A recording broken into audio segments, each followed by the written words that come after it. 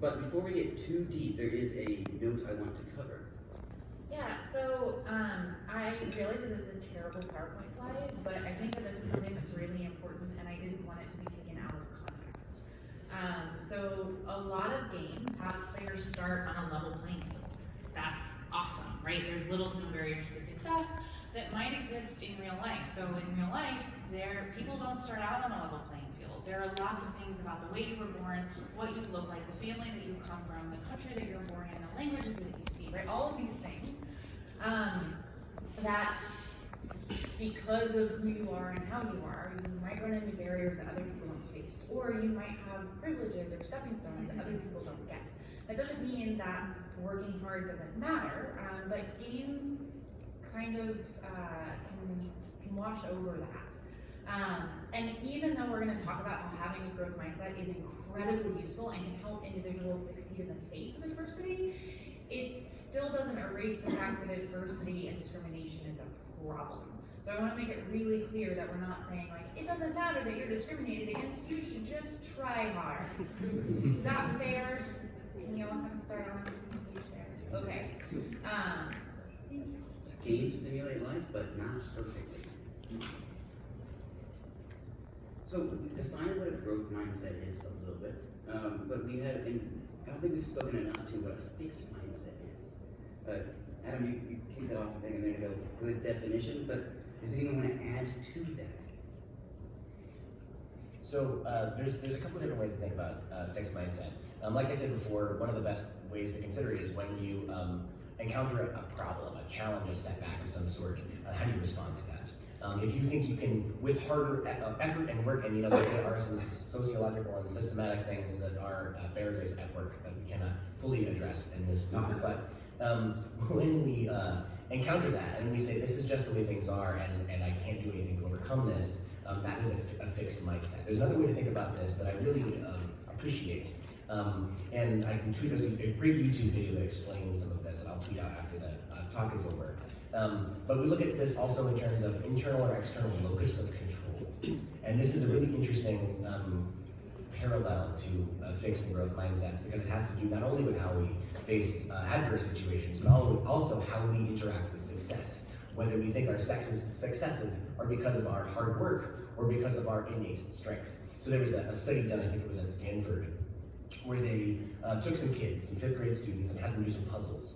And no matter whether the students were successful, or how successful they were all told they did very well, and then half of them were told because they were super smart, and the other half was told that they were successful because they worked really hard.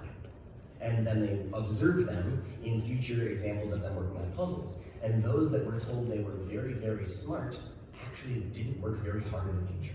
They didn't have a lot of capacity to push through when things were challenging. And then the ones that were told that they were successful because they worked hard, they actually continued to work hard. And they continued to challenge themselves by choosing selectively harder puzzles to work on. And also express more enjoyment in working on harder puzzles. And this has to do with whether you think it is the external, right, the fixed mindset of this is just the way things are, I have no agency and control over my own response to this, or whether you think that you actually have some agency and control on how you respond to things. So the growth mindset has a nice overlap with the internal locus of control. You also aren't just like one or the other. Like you're not going to have a total growth mindset or a total fixed mindset. And a lot of this can kind of tie into identity and experience, right? If you're used to, okay, going back to the math example, if you're like, okay, well, I've had pretty good teachers and I've tried and I've learned that like if I study hard for my tests, I do well, you're going to continue to believe that you can get better at math. Whereas if instead you look over in English and you're like, man, well in English I like have a really hard time, and when I was in 5th grade, someone told me that I was just going to be bad at reading forever, and so like I might as well not even try, right? Same kid, but different mindset depending on the situation. A lot of that has to do with like how stressful or threatening failure is. If it's something where it's not okay to fail, you're going to get in trouble, we tend to fall back into more of like a fixed mindset.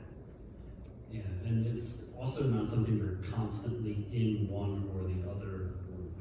You will find that some days you're just not wanting to improve, or you're not wanting to go ahead and like analyze your situations that you're like, if you're playing a video game, it's like, oh, I'm just here to have fun for a couple hours. I'm not like focused on improvement, so you're not the whole time like going through the different functions of improvement in video games. That it can be day in and day out, and I think part of that is like recognizing that's really important, because you don't want to get frustrated with yourself on those days that you just want to enjoy something or not really put too much effort into growth.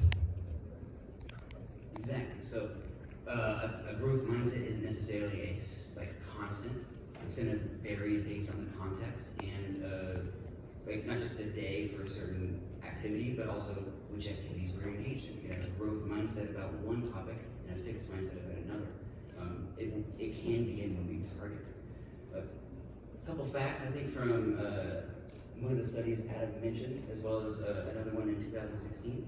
Individuals with growth mindsets tend to achieve more than those with fixed mindsets in that particular area, because those with fixed mindsets can be believe that their talents are based on innate gifts. Also, those with growth mindsets tend to worry less about looking smart and put more energy into the learning and the growing. Another aspect about growth mindset is grit. Does anybody want to speak to grit? I can do that. They're tasty. Yeah.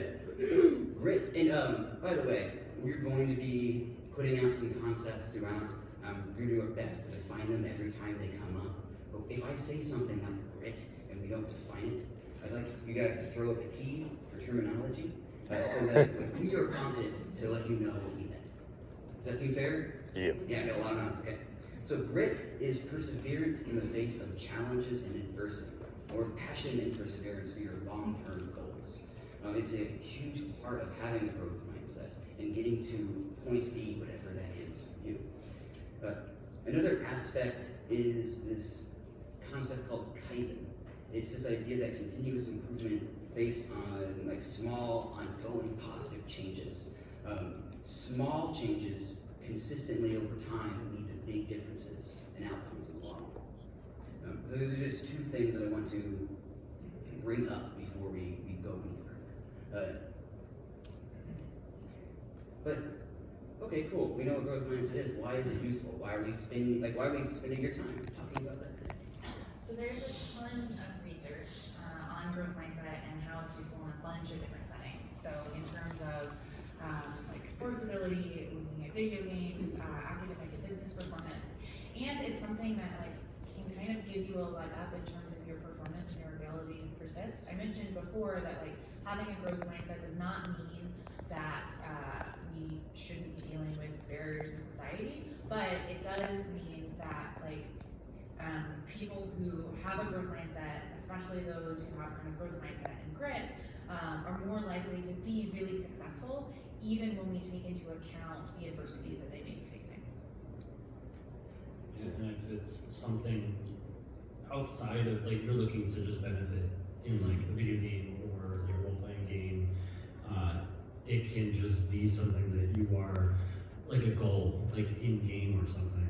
For me, transitioning and kind of starting to apply it more in my life was in a game called Destiny, and there was a big event that happened where there was a lot it's called Trials of Osiris, and it had 7 steps to get to the lighthouse, as it was concerned, and I wanted it so bad, and that kind of was the driving force for me to kind of get out of a very fixed mindset of that video game and be okay, there's more to this. I want to improve, I want to get better and get there myself. I don't want someone else to just carry me there. I want to do this on my own and improve to get to that point. I think an important thing to add to that is that a growth mindset also has, it's not all or nothing. You can look at the successes along the way. This video games are great if they have a metric for points, right? It's not, did I beat the level, but it's how far did I get? I'm a big fan of classic Dr. Mario. I really, really love Dr. Mario. And if my only metric for success was beating the level, I would have probably felt a lot of struggle along that way. But it has a little thing right there that says how many viruses you have left. And it starts out with 87 or something, level 20. And that's really hard. to try to like, my metrics of success is not to beat level 20, it's how many viruses can I get down? And then the more that I iterate that, I can get more and more viruses. And I might still never beat that level, and I have now, but but it still allows me to see my growth, see my personal success along the way, that it's not just, did I fail or did I succeed, but how did I progress? And we're going to be talking about this a lot kind of on the individual level, but this is something that applies to kind of groups and companies as well. So we're talking about like students, we're talking about, especially if you work with teams in kind of like an innovative space.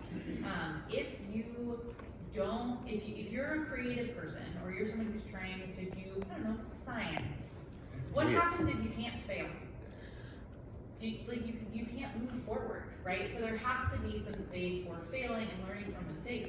Half of science is I had a hypothesis and then I tested it and I was totally wrong. And now we go back to the drawing board. And so, Sorry, oh, it's okay. And so, like, having that growth mindset and setting up a really safe space for failure and progress is really important to have kind of really healthy teams and promote innovation. Now, that doesn't mean that, like, if you're bad at your job, you shouldn't get in trouble or there shouldn't be consequences. But having a space where it is okay to ask others for feedback, it's okay to ask for help, right? If your goal is to get kind of higher and higher and higher, if we're thinking about it, we use a little bit of terminology. If we're thinking about it from like human development, we have this idea that there's this like proximal zone of development. So like on my own, I can learn X amount of stuff. But if I have somebody else who knows a little bit more than me and we work together, I can get to a higher level, right? But that only works if I believe that I can grow, I'm able to fail, and I'm getting feedback and help from other people. Failure is a huge part of growth and success. And when we're not allowed to fail, if the danger is too great, it leads to avoidance behaviors, and suddenly that experience and that practice falls off, and that skill kind of stagnates. I've definitely experienced that. I also work as a chef. That's like my main job, and that you see that a lot. And you see a lot of mainstream depictions of that world. Is that they're getting yelled at for doing something wrong. They're getting like demeaned for messing something up, and that is a reality in a lot of kitchens out there. And it's why a lot of things are stagnant in parts of that industry, is because no one's letting these people like blossom and learn in these environments. It's very strict. And I found in my experience in the kitchens I've run, I've tried to use some of this in that way. When someone messes up, I taught myself a lot about being a chef. So I've definitely messed up. If you've ever tried to make macarons, it's the worst. And you will mess them up 100 times before you get them right. And even if you're an expert, you're still gonna mess them up sometimes. But having that mindset in my kitchens has helped me, unfortunately, grow a lot of great employees and people that work with me that have like moved on to other great kitchens in the city I live in. And that's great. I love to be able to put that energy out into that world. That way it's not what you see on TV where everybody's getting yelled at.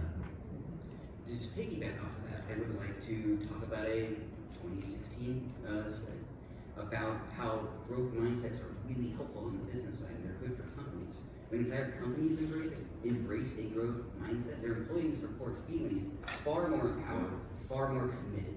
They receive more organizational support when they collaborate with others, and they work on innovation to a higher degree. In contrast, though, when there is a fixed mindset in companies, a lot of the employees report only one thing: cheating and deception among the employees, usually to gain an advantage in a talent race.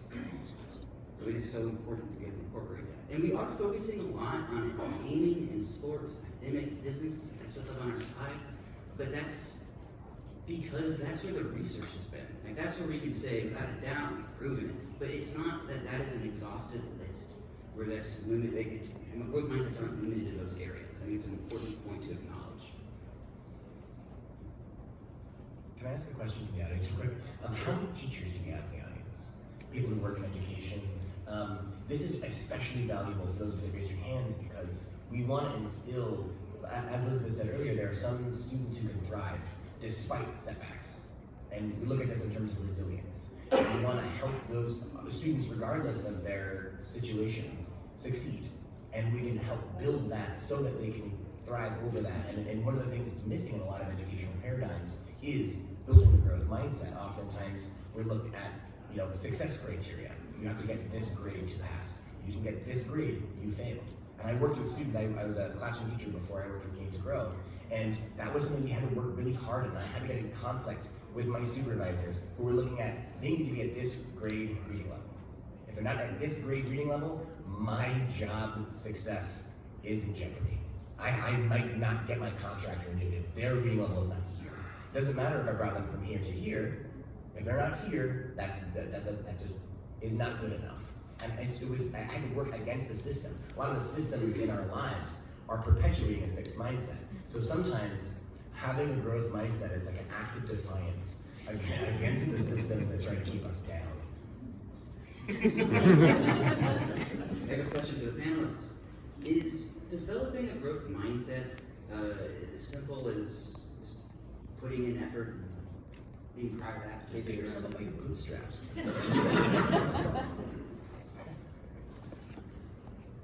That was sarcasm. That's sarcasm. I wanted to pitch that unproductive effort isn't necessarily just trying harder but without intention and like design to what you're doing isn't necessarily going to lead to the outcome that we're looking for. I think of Sisyphus, for example. Is anybody who's unfamiliar with Sisyphus? All right, I got a T up there. Figure in Greek mythology? Now I'm nervous. Statement was made. Famous for being experiencing infinite torture, where he is trying to push up a ball of hell, a big boulder, and then it comes rolling back down. He pushes it back up, and it comes rolling back down. And this is a figure who's putting in limitless effort, and his outcome is not changing. So there's something more to it. And so part of that might mean if you are struggling to succeed, something needs to change. And that something might be something inside of you. Maybe it's that you need to go sleep or eat food. Or maybe it's that you need to, those basic things that we forget at PAX. Or maybe it's that you need to look at what you're doing, right? Like, am I actually trying? Am I paying attention? Am I putting in good effort? Or is this in my proximal zone of development, or do I need someone else who is more of an expert, or do I need to watch a bunch of YouTube videos that show me how to walk around better, aim down sights?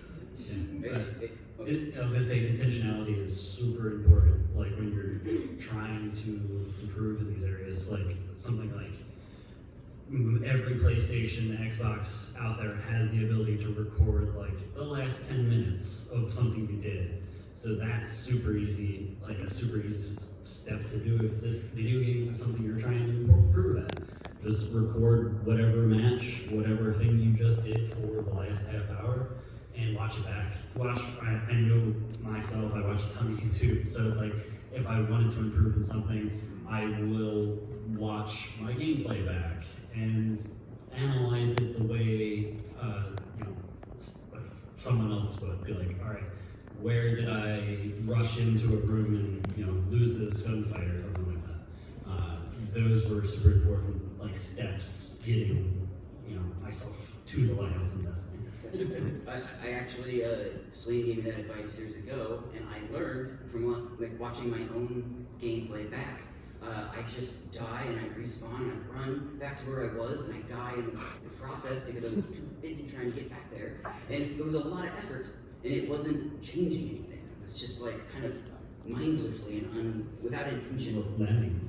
Like lemmings. Exactly like lemmings. And when I realized that, I was able to get a foothold in and be able to start that change. Everyone go to the next slide. All right. So, what about in video games? How are video games, and the creators of them, intentionally putting in mechanics and themes that can help support growth mindsets? What do y'all notice? I look at my life in two phases, before and after Dark Souls. Yes. The first time I played Dark Souls, a buddy of mine came over and was like, "You have to try this game. It's so hard." And I was like, "I got this. I'm good at video games." Fixed mindset, external locus of control, and I hated it. I like played for maybe 15 minutes, and I was like, "What is this game about? This is the stupidest game ever. It's so hard. I hate it." And like, I don't. People who know me well, like, I'm normally pretty chill, and I hated it. I hated it so much, and I like didn't throw my controller, but I threw it. No, I did. I threw it at the couch. I had enough sense to not throw it at the floor. I got really mad, and then he laughed at me, which was hard to experience. And then later on, he left my house, and I like processed it for a while, and then I bought Dark Souls. I said, I'm gonna do this. And the interesting thing about Dark Souls in particular is that it's about iteration. It's about trying again and again and learning. And now that I know that the enemy does this before it does that, and I can push this button at the right time, and I have to, it's punch out. It's really punch out. It's all about pattern recognition and memorization, and that's beautiful. And I got good at it. And then I now have so much more resilience. And I literally had encounters in my life. I had started a business around that time, and I was like, what would I do in Dark Souls right now? Literally things I said to myself. I was like, I just gotta get to the next campfire. It's all right. I just gotta push through and get to the next campfire. I learn a lot. And even if I have to try several times, I can still push through because I'm paying attention and I'm learning, I'm recognizing patterns, and I'm internalizing the times when, what's the name of that giant guy who, as soon as you open the door, he slams his club on you? Anyone? Pablo, maybe? Pablo. Thank you. I feel really seen right now. When you open the door, he literally kills you. It's just open the door, you're dead. That is nothing you can do about that unless you've looked up the Wikipedias, which I started doing also. Adapt, overcome.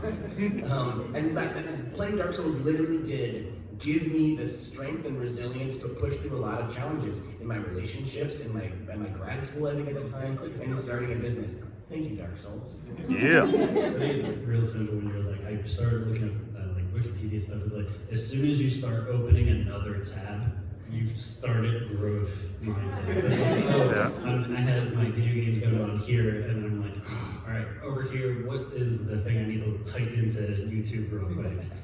And it's like, all right, that's where it starts to improve. I had definitely walked into our living room, and Jared has he's playing a game, and my laptop and also his phone are out. And like one has a YouTube video, and then there's 16 tabs open.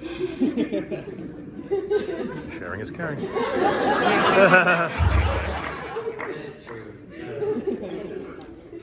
We also have this amazing setup. We have 2 TVs and 2 PlayStations in the living room. And I'm guilty of like playing and have like my cheats on the other screen.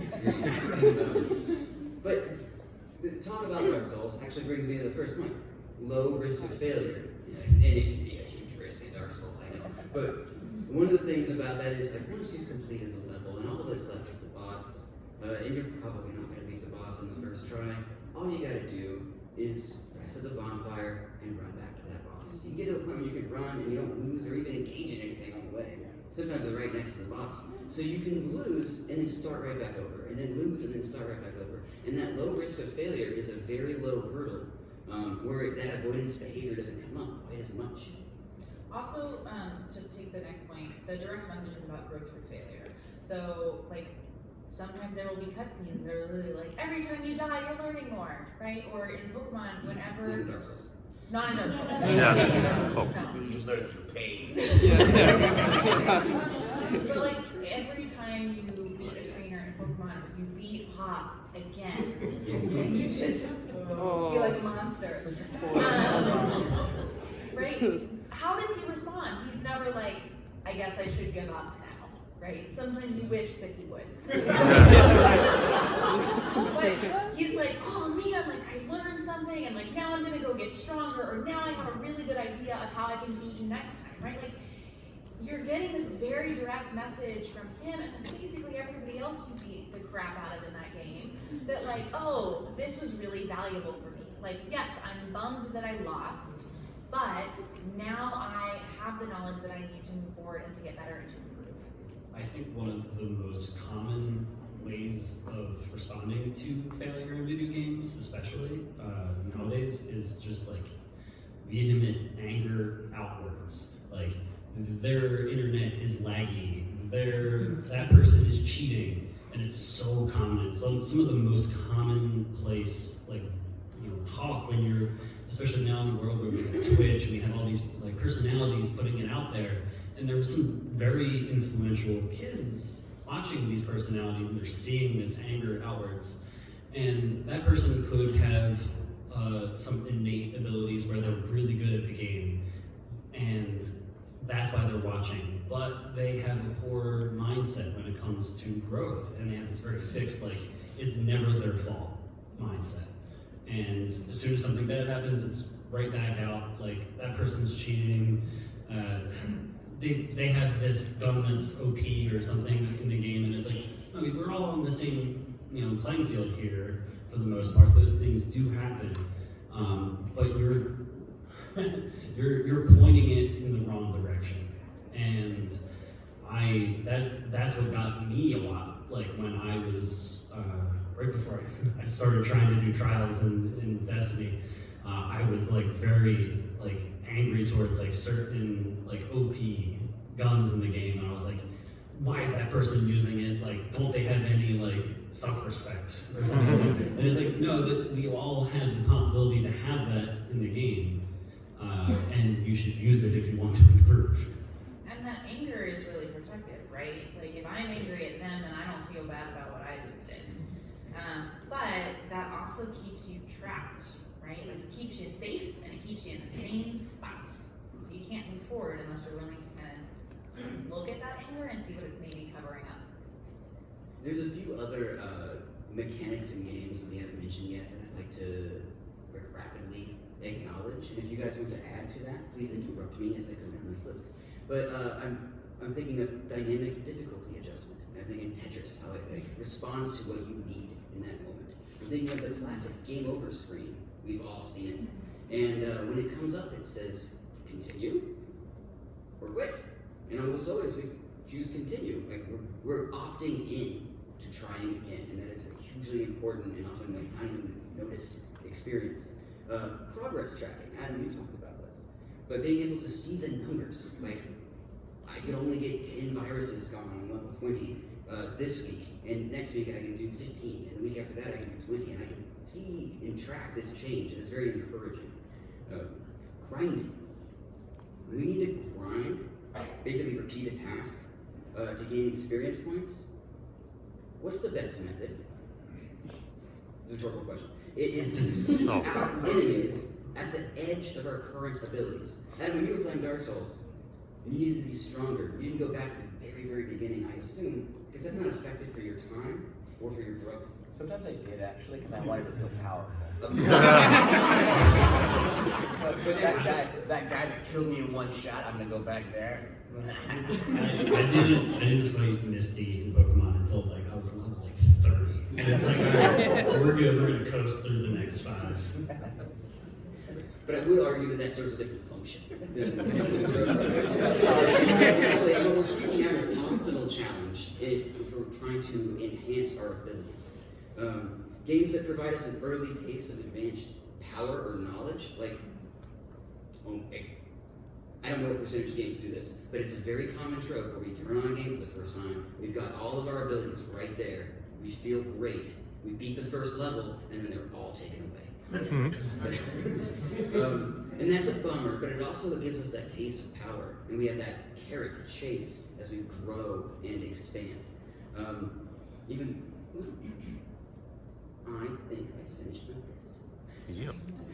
I want to talk a little bit about leveling up through activity, because anyone who knows me knows how much I love Dungeons and Dragons.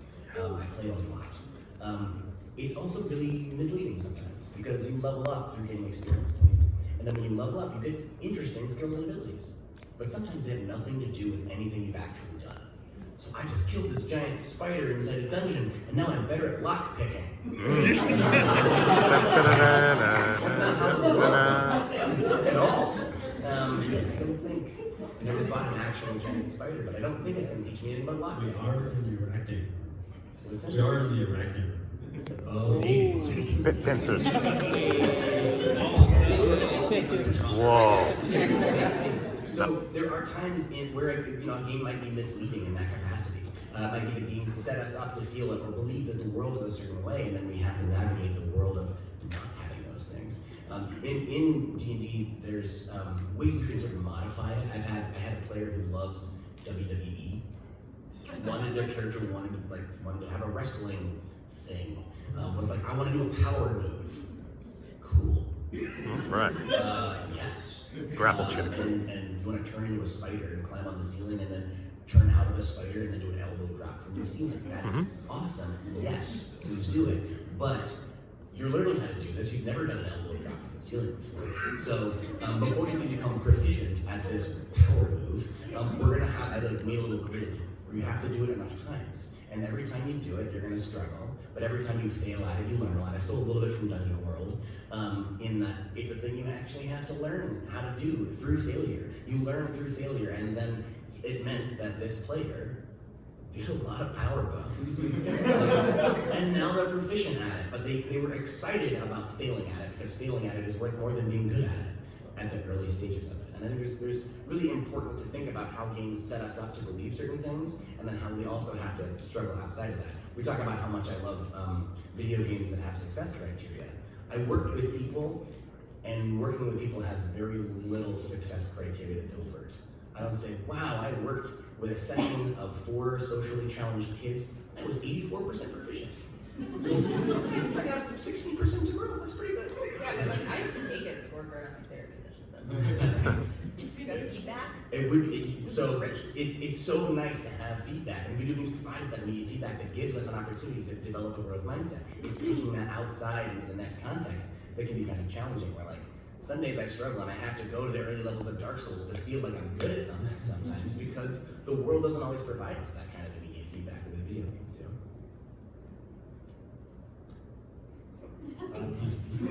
Well said. Because I was looking at Swain, you looked like you wanted to say something a minute ago. It was like 2 minutes ago. Yeah, it was. That's good. He gave me the eye. It was go away, and it's. I want to talk about games that might intentionally or unintentionally, more likely, promote a fixed mindset. Does anything come to mind? I selected 2 examples. They're not even that perfect. But since I think I'm skipping some of the panelists, I'll speak for a moment. Both of these games have frustrated me and left me not feeling very empowered. Shoots and Ladders is the first one that really gets me because it doesn't seem to matter what I do. A random number generator, dice, is going to determine whether I go really far ahead or plummet all the way back down. I'm just going to keep crossing my fingers and hope that I win the lottery before my friend. And then other games like Mario Party, which you can argue can be used to work on a growth mindset. I have often found that the output in that game does not correlate with the input that I thought I was putting in. I won all the mini games, and at the end, Adam, who kept getting on the spaces you're not supposed to get on and making Bowser happy, he got a star. And then he got like all the coins, even though he didn't win any of the matches. He got another star, and then I lost. And I was so frustrated. Do other examples come to mind? Candyland? Oh. Mechanics. Right? So it's a great game. Candyland, sorry. They're great games if your goal is to promote frustration tolerance. Right? Like, and that's an important skill. Yes. Kids and adults alike need to learn how to like manage being frustrated. But you're not gonna get better at Candyland. Candyland is actually even worse than Shoots and Ladders, because Candyland is literally a stack of cards, and you just flip the card over, so the person who shuffles the deck has all the power. Whoever shuffles it, the game is set, you just set it out, now we'll see who wins. I used to stack the deck. I'm pretty sure my mom fixed that game for me once. I got caught her as a toddler. Go Rainbow Bridge. Felt good. I didn't mind it. I'd like to move forward with time. We've been talking a little bit already about games that promote a growth mindset. You may see some of the examples have already been touched on, but I just wanted to pause and acknowledge a few others. Adam, you talked about killing a spider and growing and lockpicking skills being awkward. Elder Scrolls took a different approach to that, where if you just keep jumping, your jumping skills improve, which is intuitive and weird also.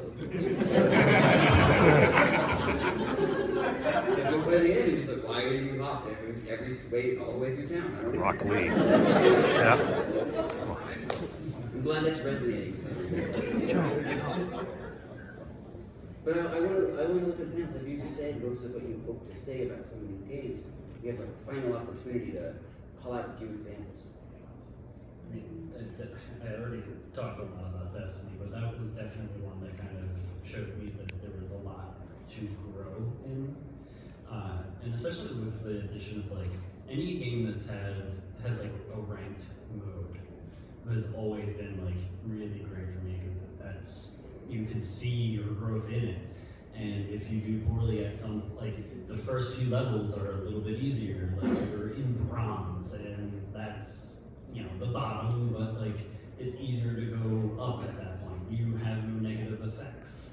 But as soon as you start getting further, it ends up, you're gonna go up a little bit more. It's like incremental is smaller, and it's not on the list, but I've been playing a lot of PAX Legends lately, and it's like very apparent that you do nothing for a match and you go down 12. But if you do alright, you don't win, you still go up a little bit. And if you do win, you go up a lot.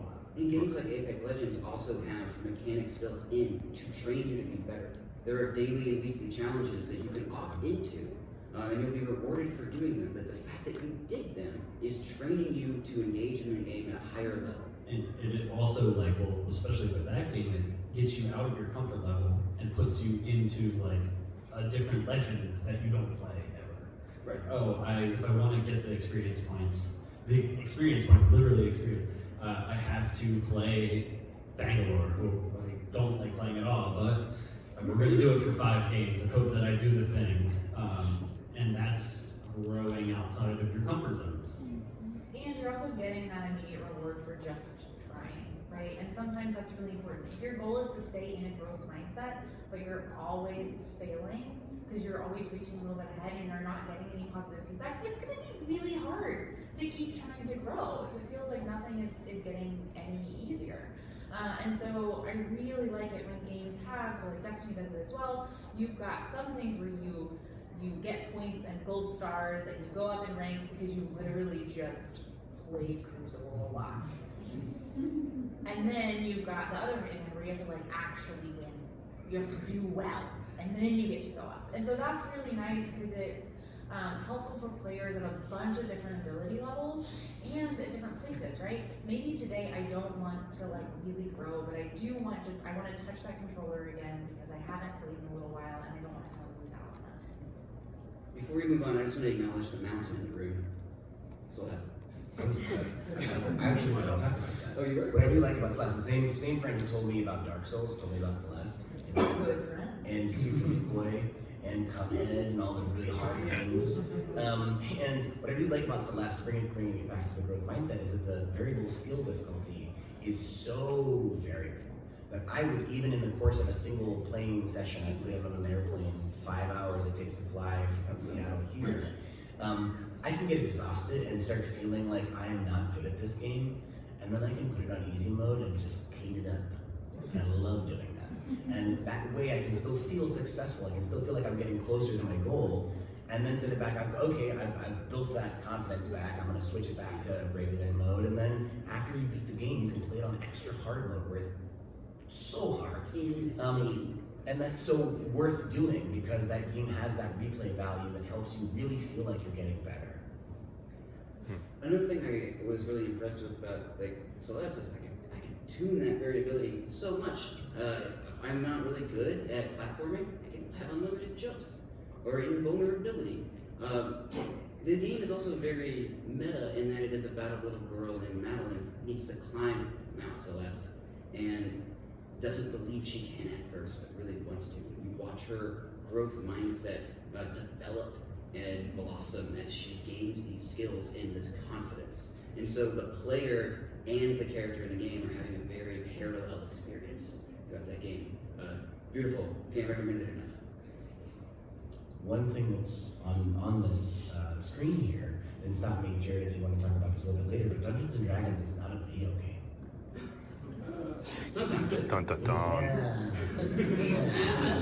Quite.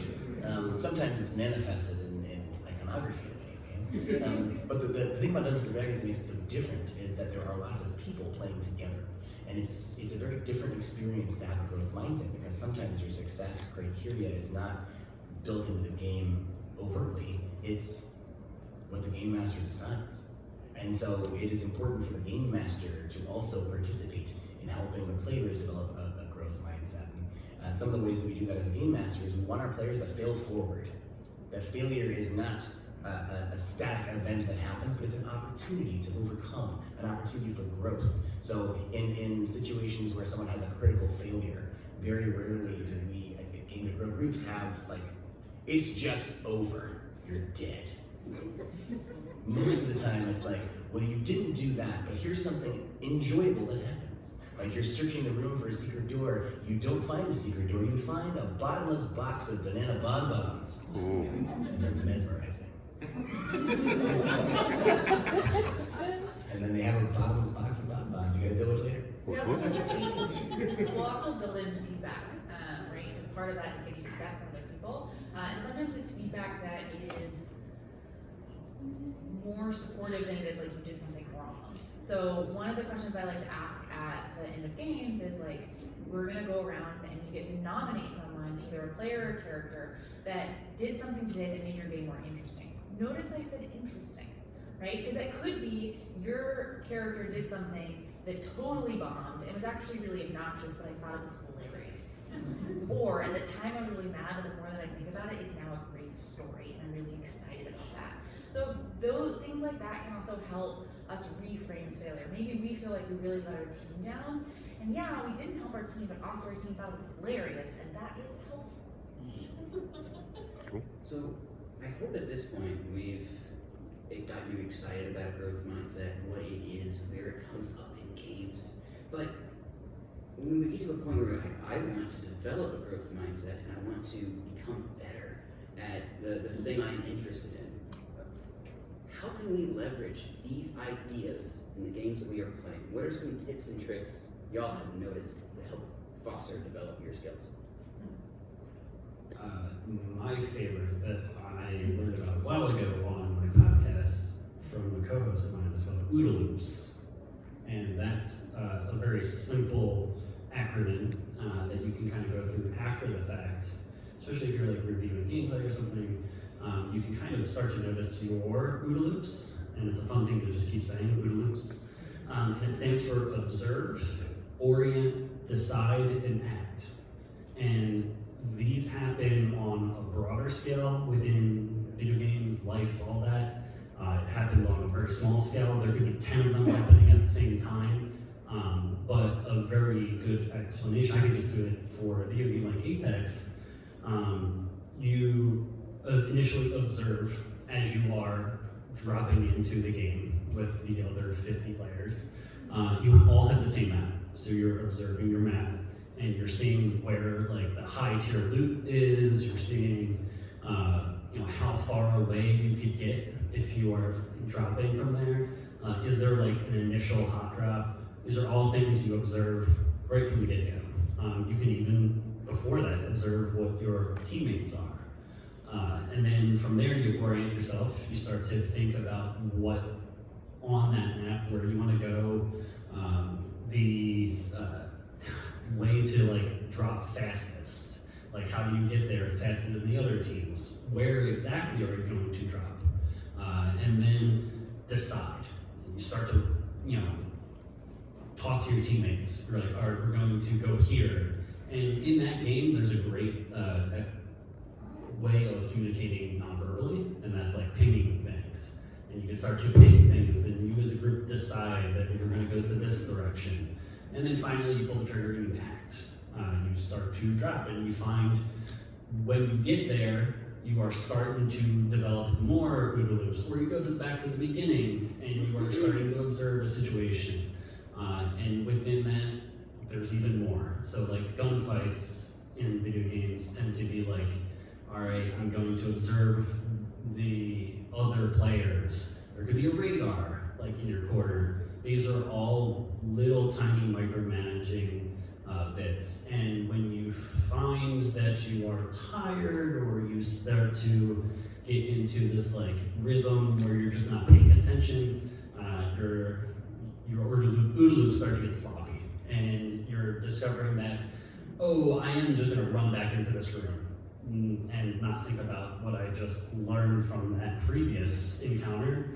You're not learning each time. And the whole goal is to learn from your observations and then make those decisions and act upon those decisions.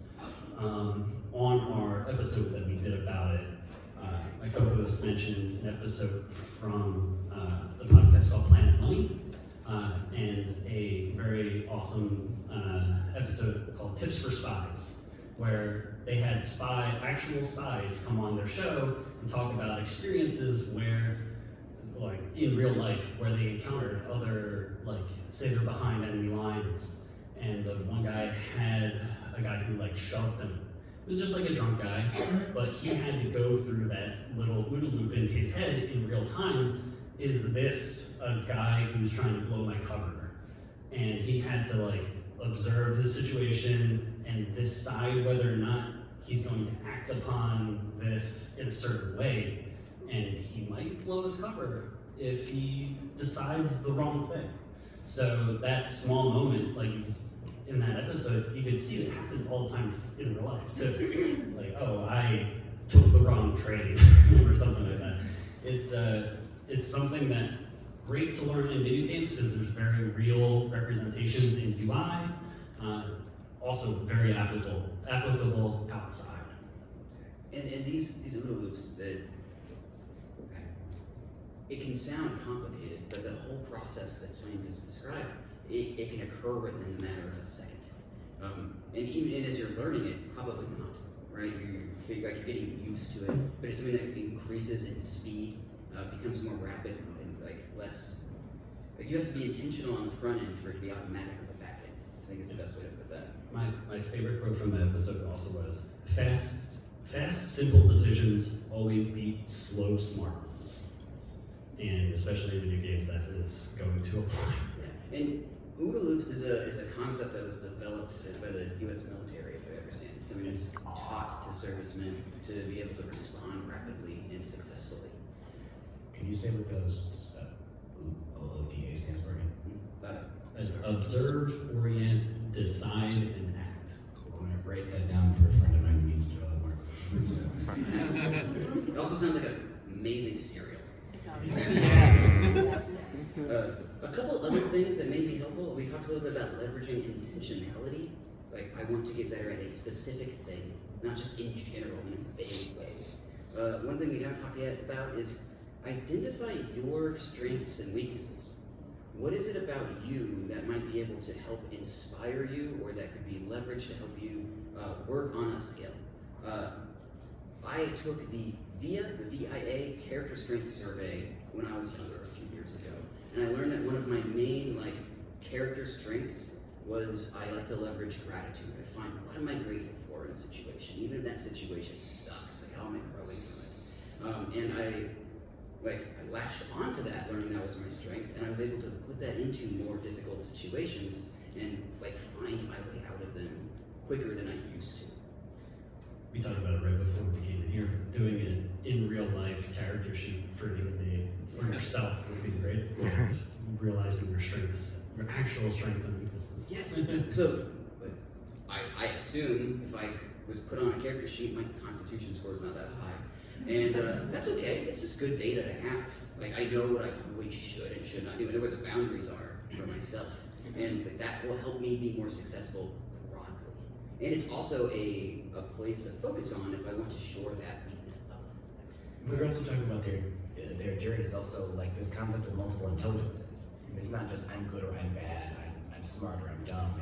There are different things you can be good at and not so good at. And isolating and identifying those things help you sometimes go and do some of the stuff you have experience being successful at, which can help continue to build your confidence. And one of the things that I would say here is set your difficulty level appropriately. Building a growth mindset requires you to have some success along the way. So yes, certainly being comfortable with failure, but seeing those failures as successes as you're continuing to grow. And so in a game like Celeste, where you can set your difficulty appropriately, you can go and hone your skill at your just right level. My friend, once again, the same friend I keep talking about, he really wanted me to play Overwatch with him. And he's really high level because he's played a long time. And he bought me, a membership or an account or whatever. And I'm terrible at that game, fixed mindset. And I lost just dramatically because he's playing at a level where everyone is good. And we're all working together, except for me. I've never played this game before. And everyone's yelling at me and telling me how bad I am. And then I never played again because it was not fun and I never wanted to get good at it again because I was so shut down by how hard that was. I think there's a hand in it. Yes. Who's this friend who keeps buying you games and what's their name? Oh, hey, no doxing. I don't know if he would like me to tell you that. My friend's name is Wilder Nuttinghave. We actually co-developed a video game-based dialectical behavioral therapy program because he's so passionate about the benefits of video games. If you want to talk to me about that, we can talk about it afterwards because that's a super valuable. He's a really good friend. He's my best man on that wedding. Yeah. I think kind of what y'all have been talking about brings us to talking about like how do you even do this in real life, right? And if you are working really hard to develop a growth mindset in video games, in like your play, like I want to get better at first-person shooters, I want to get better at Celeste, I want to get better at whatever it is, right? Like the work and the dedication and the whatever you're doing to tricking your brain into trying harder, right? Like all of those skills are directly applicable to your math test, right? All of this stuff, the same kind of work and skills translates. And so that's something that can be really valuable, especially if you're working with kids or you're trying to get yourself through school or work or whatever. You don't necessarily have to see like video games are just my playtime and they're not valuable and I don't do anything good with them, right? All of those skills can be translated over to like, okay, let me set a measurable goal for getting this project done. Let me break it down into smaller pieces. Let me reward myself when I've gotten some of those little pieces done, right? I'm gonna reward myself for time, and I'm also gonna reward myself for actually getting stuff done and not just looking at Wikipedia for 6 hours. You look at my browser history? No. So we're in our last couple of minutes. I want to kind of help us rapid fire out some of the tips. One that comes to my mind is start using the word yet. Because there is a massive difference between I can't do this and I can't do this yet. And just that little like verbal tweak can change the entire meaning around a skill you have not yet developed. Wait, so yeah, I did it right there. Didn't even think about it.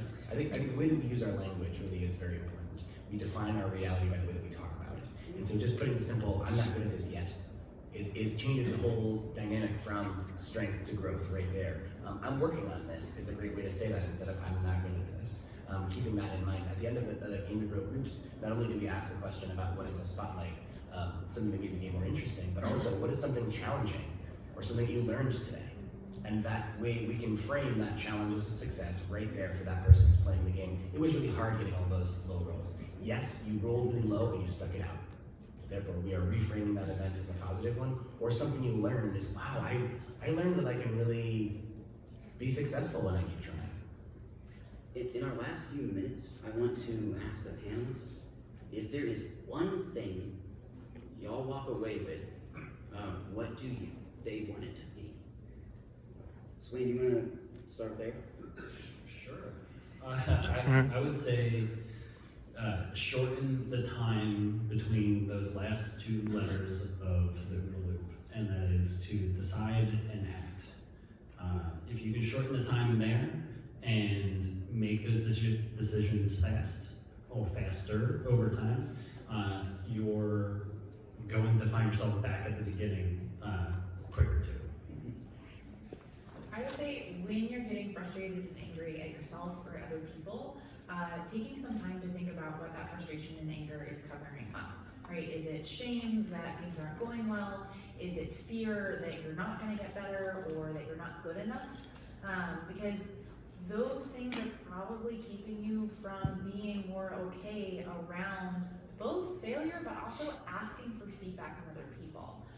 And that's something that's a really, really important skill. Being able to receive feedback is one of the best ways that we can grow, both like in games, but also as people. I think one of the most important things I would suggest people take away is listening to the way that your body responds to things. Elizabeth already mentioned about being hungry and tired and sick. When we are playing a really challenging game, sometimes we stop breathing and our heart rate increases. And you can actually get better at a game by controlling your breathing and your heart rate. And then you can take that skill directly into the real world. The physiological way we respond to stress is so important. And the more we can engage our nervous systems to be online when we're encountering stress is really valuable. My friend that I keep talking about, he should be here, I guess. He and I, like I said, we developed a dialectical behavioral therapy training program, and we literally encourage people to play Dark Souls. So when their devices play Dark Souls. And we would watch players play a really challenging game and then teach them how to breathe. We would teach them to do belly breathing, and then they would pause the game, breathe, and get back into it. It's a lot harder when the game doesn't pause, like Dark Souls. But the games that give us the opportunity to breathe back at the campfire, whatever the case is. My advice to you is think about how your body is responding to stress, because that will teach it how to be more adaptive in the future. You guys stole the one I was most excited about. Yeah. Slow down, play mindfully, practice your breathing.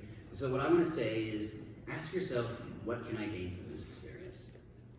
It doesn't really matter the context, but ask yourself that question as frequently as you can, and you might be able to find that you can extract a lot more growth from some of these frustrating moments than you might have initially realized. So that's the end of our hour. We've already had a whole hour together, guys. Thank y'all so much for coming out. Sweet, thank you.